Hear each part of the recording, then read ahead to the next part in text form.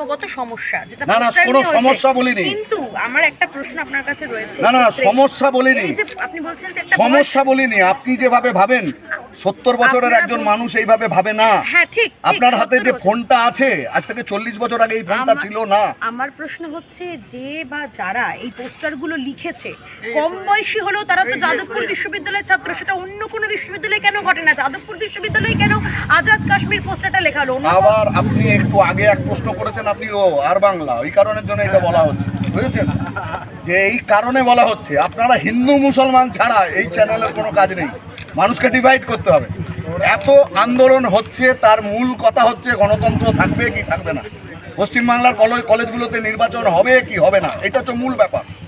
আইসি election হবে কি হবে না, তৃণমূলের তাঁবে থাকবে না মানুষ তার গণতান্ত্রিক পরিসরে তার স্বাধীন মত প্রকাশ করবার অধিকার পাবে, এইটা দিতে চায় না। আর বিজেপি এইটা রাখতে চায়, ওই কারণে মোহন ভাগবত তিলোত্তমার ব্যাপারে আরজিকরের ঘটনায় সরকারের পাশে দাঁড়ায়।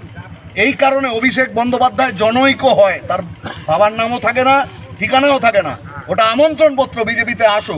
এই কারণে এক গাদা মামলা কোনোদিন নিষ্পত্তি হবে না। সিবিআই জুজু দেখাবে ইলেকশন এলে ভোটটাকে ভাগ করবার জন্য, আর মিডিয়া দিয়ে মানুষকে বোঝানো হবে দেখো ভয়ঙ্কর লড়াই তৃণমূল আর বিজেপি।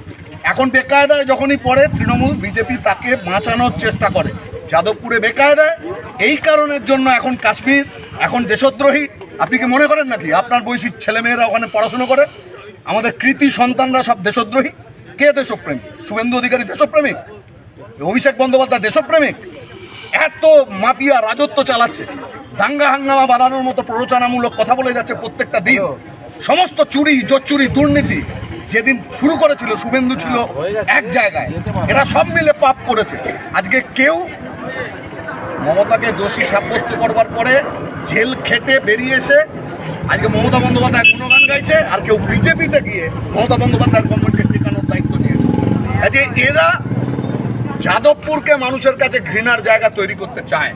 এরা যাদবপুর কেন তৃণমূল বাকিটা যেমন আধিপত্য তৈরি করতে পেরেছে, দমিয়ে দিতে পেরেছে, যাদবপুরকে দমাতে পারছে না কেন, এই আক্ষেপ তার থেকে এইগুলো করা হয়েছে। এটা ম্যানুফ্যাকচার্ড।